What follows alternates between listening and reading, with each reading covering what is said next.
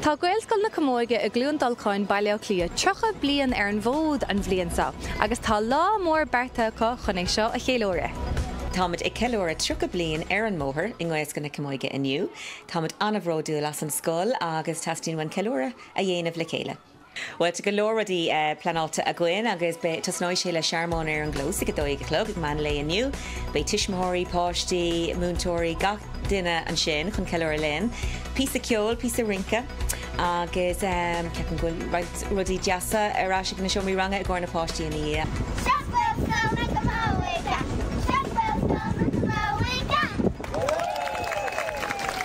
Agus cad a cheapan na daltaí faoin scoil?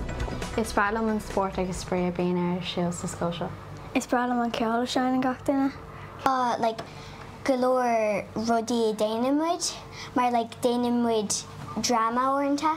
On Gaelga agus on Shrawi Jane siad like cúpla or Jane siad cluichí agus rudí mar sin. Is in bralam an seoma seo.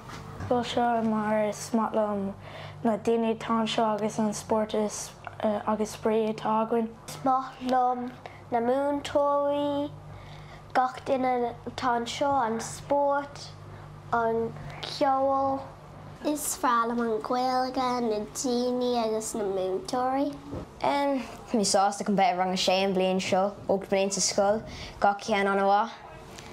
Nar bhóga mé go dtí an man scoil beag mé broú chun Albert hastal mé ar Gaelscoil na Camóige. Aisling Ní Dhonnabháin, Nuacht Cúla4, Clún Dulcáin.